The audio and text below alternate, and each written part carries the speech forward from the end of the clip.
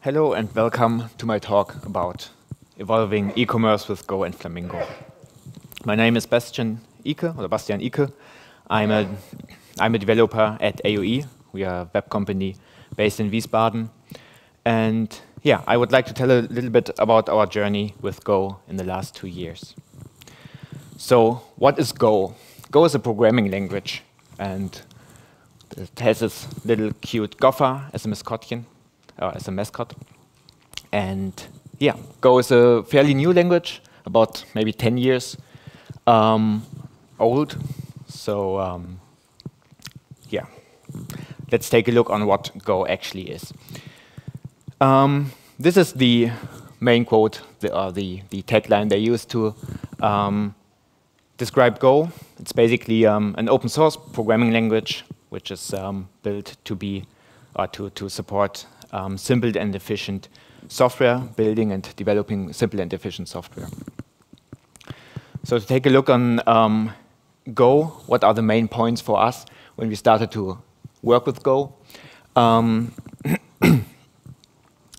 Go as a programming language is very easy to learn, and that means we have only a very, very limited set compared to other languages in terms of features. If you take a look into, for example, on the other hand, Scala or Java, also PHP, where it's heading to, you get every release gets new features, gets new functional aspects, yeah, very, very complex things. You get traits, you get interface, and so on and so on. Go, on the other hand, tries to keep everything to the bare minimum and to whatever is necessary to build software.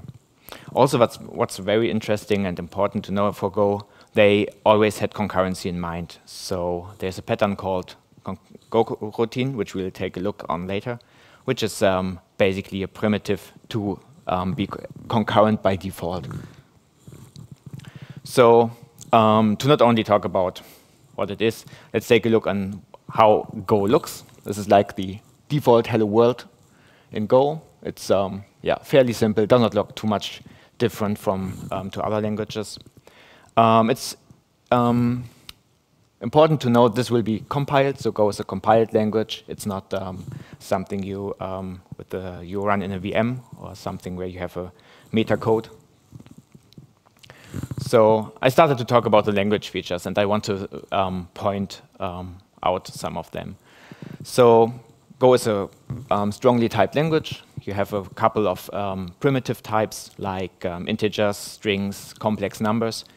And you also have something which is called a struct, which basically maps, has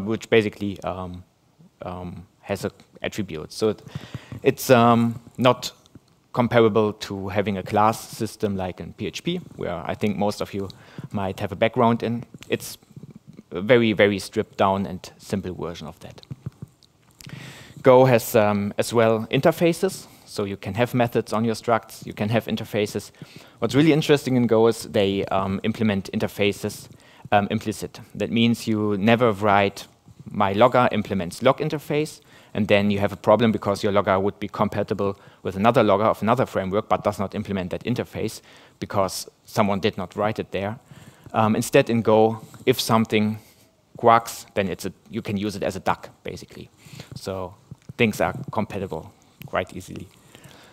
Also, they embrace composition over inheritance. Actually, Go does not have inheritance. If you follow the discussions in the last 2 or 3 years, this gets embraced more and more. If you look into the Magento 2 world, they are also started to say, hey, don't do inheritance anymore. It only creates dependencies which you cannot resolve. Go does not give you the chance to do inheritance because it's not built into the language. You can only use composition to construct whatever you need. Also, it's a garbage collected language, even though it's very, very near to the system, and some might be reminded of C and C++, or rather C than C++. You have garbage collection, you don't have to do any memory management, so it's really, really easy to use. Also, as I said, concurrency is one of the key points, and that makes things super easy in Go. Go uses a mechanism called CSP, communicating sequential processes.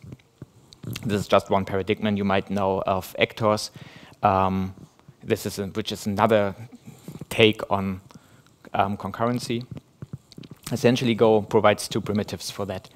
One is a so-called Go routine. Another one is a channel. A Go routine basically is just you as a developer tell Go to run a function as a Go routine. That means the Go takes care that this function runs concurrent to the other functions. So if you have two cores, then then it can run two Go routines in parallel. If you have multiple cores, then it can run more in parallel. The channels are basically a concept similar to pipes. You can write into channels and you can read into channels. In Go, that is really easy to use, and that essentially means you can build concurrent software very, very easily. The concurrency scales very, very good because the Go routines are basically like green threads or very light write threads. So they only have an overhead of, I think, 4 kilobytes or 2 kilobytes. So you need a lot of Go routines to make your system laggy because of memory consumption. And something very important here is to know that concurrency is not parallelism. Parallelism is only possible with multiple cores. You can still run concurrent on one core. That essentially just means that every of the Go routines gets a slice of the processing power every now and then. It's important here to note that this is much easier to use than, for example, if you use threads. So if you have like PHP and try to do multi-threading and you use the PCNTL stuff, you will always have to manage the threads on the operating system. The operating system will not perfectly balance multiple threads, while Go takes care that they have a work-stealing scheduler, so they take care that if one of your cores is bored and does not have anything to do, they will just take over work from this pool of currently running Go routines and schedule everything evenly out about whatever resources are available. Essentially, this is a very, very simple example how this would look like. We have a slow function, which is sleeping, which is a bet, but just for the sake of this, this function obviously would run in 5 seconds. It would do something slow, function 3 times, each of them sleeping 1 second, and then sleep for another 2 seconds. Now, if we want to do this concurrent, we just write Go for every function call. And that would be everything for Go to schedule these on as many available threads as possible. So essentially, this would run in about 2 seconds, because the main thread here needs 2 seconds, which is like the longest part. The others will be done after 1 second. So this is very, very easy to use. So yeah, just to give an idea, most of you might already use software which has been written in Go, because one of them is Docker, and I hope every one of you has heard of Docker, might have had a chance to use it, as well as Kubernetes, which is one of the big, container orchestration software, which is nowadays used. So why, besides using the software, think about Docker? That is connected to our background. So at AUE, we call ourselves an open web company. We've always looked into open source. We always used open source. We are focusing on agile, digitalization, enterprise software. And we always had a strong e-commerce focus in the recent years. And And we used to have lots of PHP. And PHP is, like an elephant. I think that's a very, very good logo for PHP. And you might know Typo 3, you might know Magento. Those are like basically the big e-commerce, or the big tools, PHP software tools we've been using. And then in the last 4 to 5 years, we started to get bigger customers. We got Frankfurt Airport, Auckland, Heathrow, as well as others. And that basically brought us to a point where we started our software suite called OM3, and we started to think about how can we scale up, how can we be faster, how can we improve our software, our front ends, to not use like our old setups, which basically consisted of Magento and Varnish in front of that, which was not that much fun. So we, as most likely many of you, started with the question, monolithic versus microservices, thought about bounded contexts. We have our e-commerce software where we have multiple different areas where we have specialists in this team and there. So instead of looking into one monolithic system, we brought everything down, and with the target to have multiple teams working on multiple backend systems, split up the different layers of front end, of backend, and what we also wanted still was a nice user interface for everything. Now, if we talk about user interfaces in microservice architectures, you often hear about headless. Headless is basically the idea to have everything decoupled. So we have a microservice which maybe is able to take care of cards, of products, of search, of pricing, of stocks, all these things.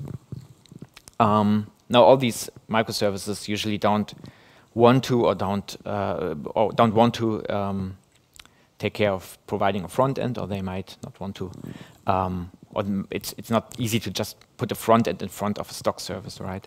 So they all think about API first. They all are designed for APIs, and they can also focus on the application logic.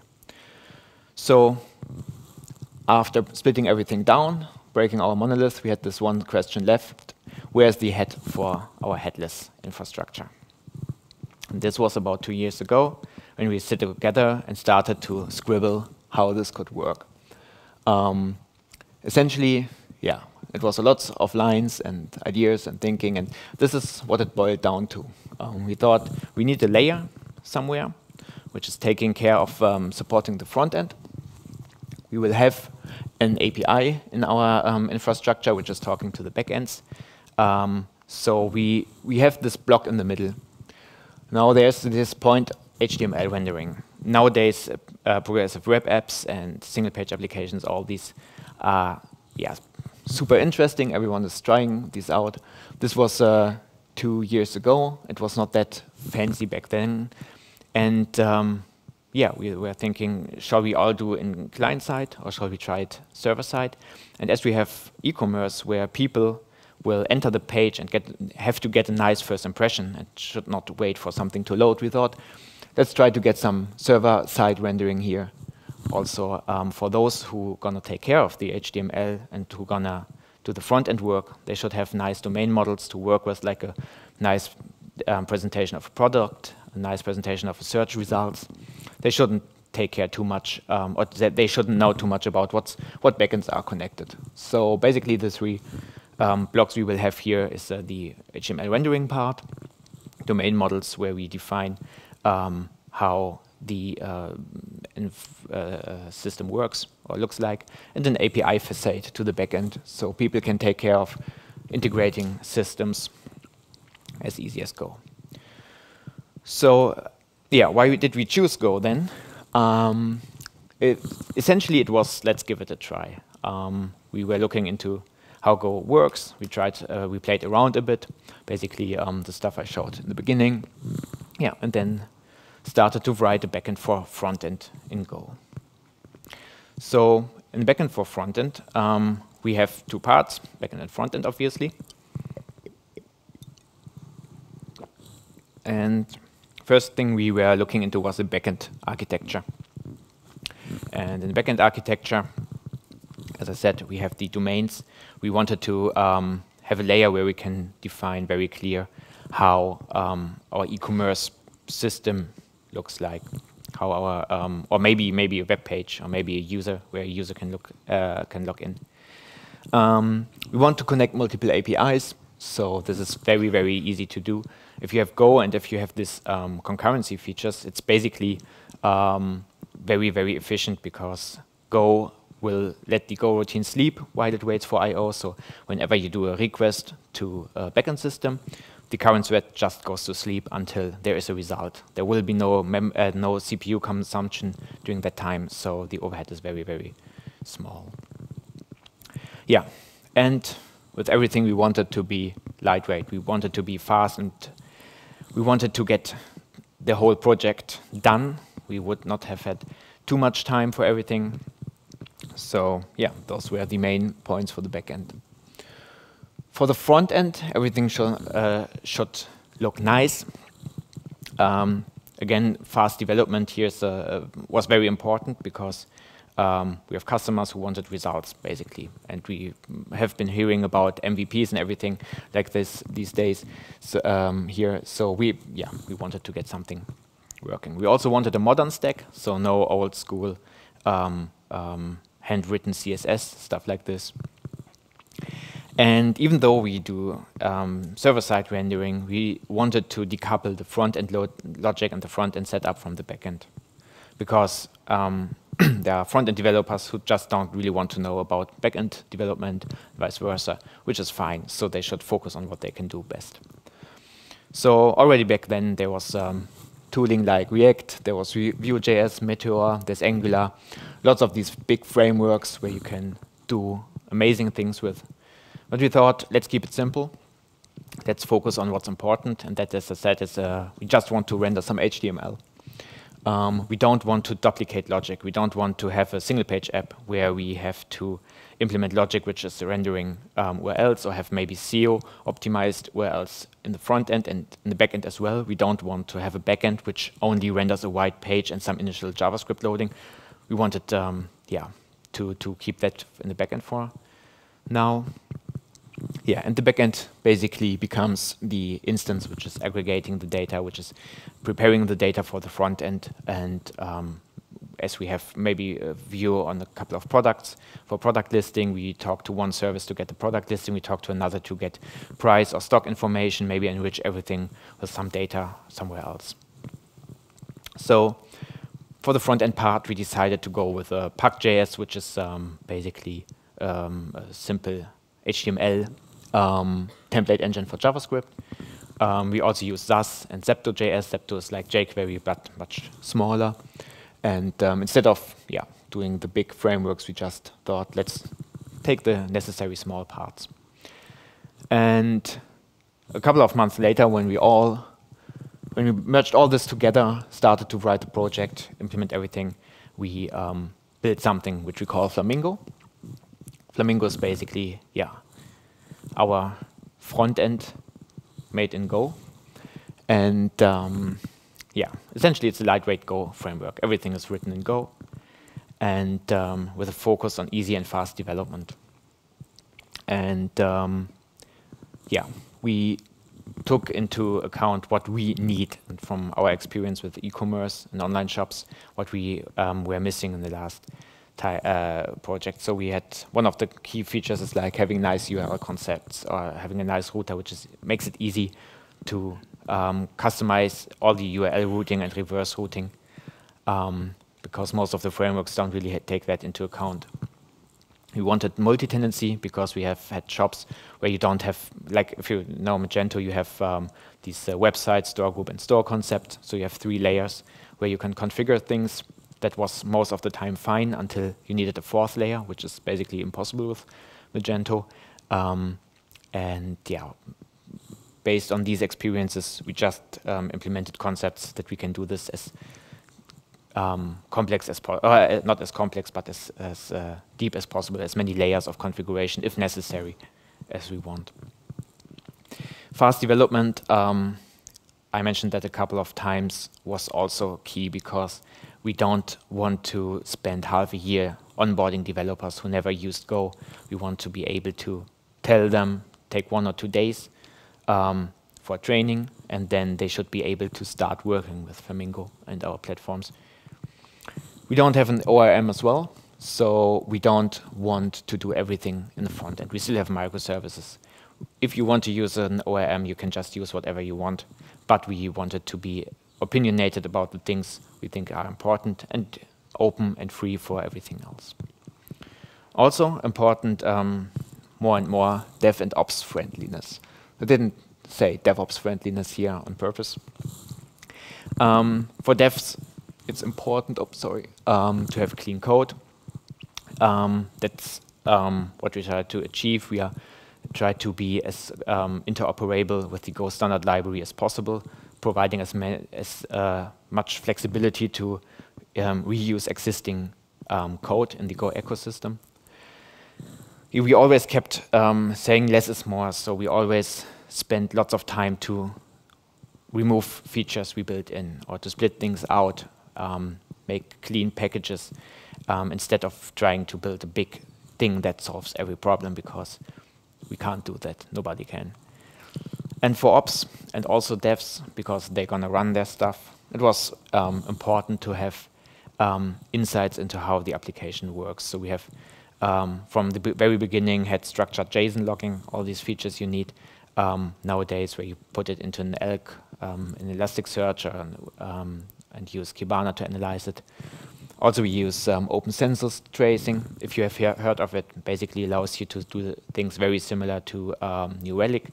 Back then, it's compatible with, for example, Jaeger, and in the Google Cloud with their native tracing. So we started to implement these tools in the very, very beginning. So you have native support for everything. So with all these tooling and with all these features or things, there's still an important point, and that is performance.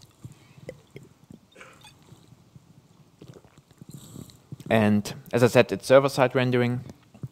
Or it does not have to be, but that's what we usually use. Important is performance is important, and also for the rendering. So this is an example of Flamingo. Handing a request to a web page. This is from one of our current projects, just the landing page. We thought that caching is evil because we always spent lots of time with caching, with varnish, cache invalidation. We had issues because something was cached which was not supposed to be cached. So we decided to not have any caching, and still we wanted to be fast. So by now we can say we have like around 20 milliseconds on average for requests to a fairly complex page. This is basically what it boils down to. If you want all these important things like time to first byte, this is a little bit earlier than the 18 milliseconds. And now still to understand what happens in these 15 to 18 milliseconds, we can use Jaeger, which is one of the possible backends for open tracing to take a look into what Flamingo is actually doing when it handles a request, and we get all the information we need to analyze, to maybe optimize our web page, our setup. So we see where it is taking care of matching requests, taking care of reading the session data for that user, rendering the page. Now you can enable a flag which will actually shows every single sub-template rendering here.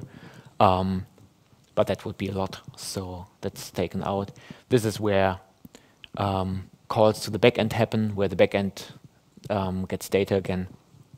And in the end, it saves the session, writes everything back to the client. So you get a lot of insights into what actually happens for free. This is the same web page, just with A/B to get an idea how fast things can work with Go. And this is not, there has not been much time spent into any optimizations.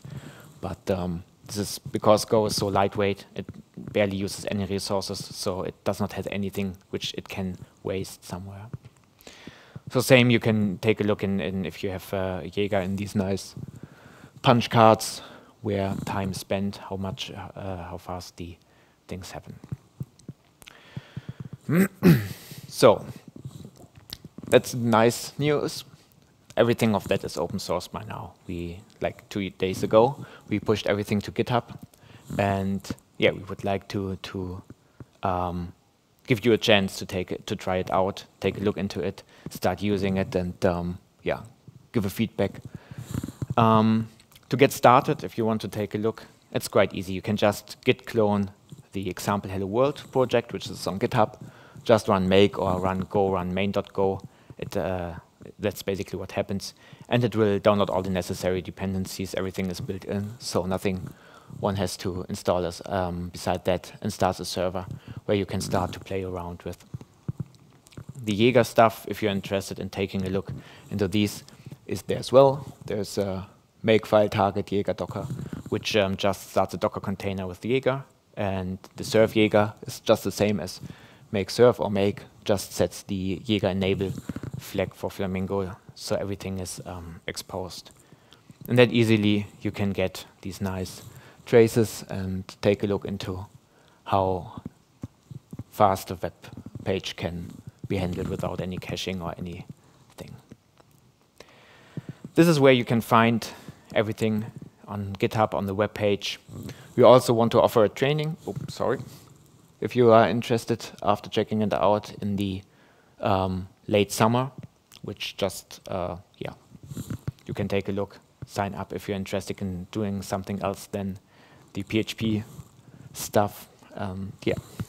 Thanks for listening. Thanks for your time. And if you have any questions, feel free to ask. If you need any pens or lanyards, feel free to grab some.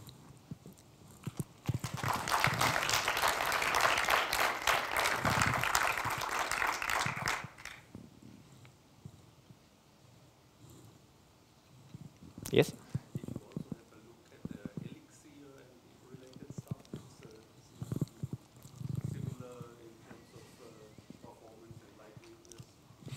Yes, Elixir is quite interesting. However, it proved to be difficult for developers who do not have much experience in this functional area and to object-oriented area. So usually if we have a team which want to try out Go or Flamingo, we have this training which is for the core stuff. I think most of that stuff is on GitHub as well, or will be on GitHub soon. It takes about 1 day. Afterwards, so they usually take 1 day to do the Go tour, learn the basics of Go, 1 day to learn about the Flamingo stuff, maybe 1 day about the standard libraries we have with that for commerce integration, then 2 days playing around, and then they are ready to actually use it in their project, and they can just start, because Go does not introduce any new concepts they have to learn. It just has a couple of very standard development concepts, and most of the developers who have experience with PHP, Java, you name it, they already know how to use these. So it's just a subset instead of a superset, essentially, and that helps a lot to get new people on track and give them a chance to actually try it, because they don't have to invest half a year or 3 months learning a new language after they can decide if it's worth it. Any other questions? Yes? Just out of curiosity, is it possible to replace or to use a single-page application or something like that, or to replace the server-side rendering? Of course. So essentially, every controller in Flamingo returns a response which hints for a template, which has to be rendered as well as data. There are 2 template engines we currently have. One is these default Go templates. If you now Go, one is this stuff based on POC template, but it's rendered server-side. If you just don't specify a template engine, you will get everything as JSON response out. So you just remove that one line that you want to use a template engine, and then you basically have everything as JavaScript, or you implement a very, very easy template engine, which renders like the bootstrap HTML code, and otherwise returns everything as JavaScript, JSON, sorry. So yeah, that's already there. Anything else? Okay, then thanks for your time.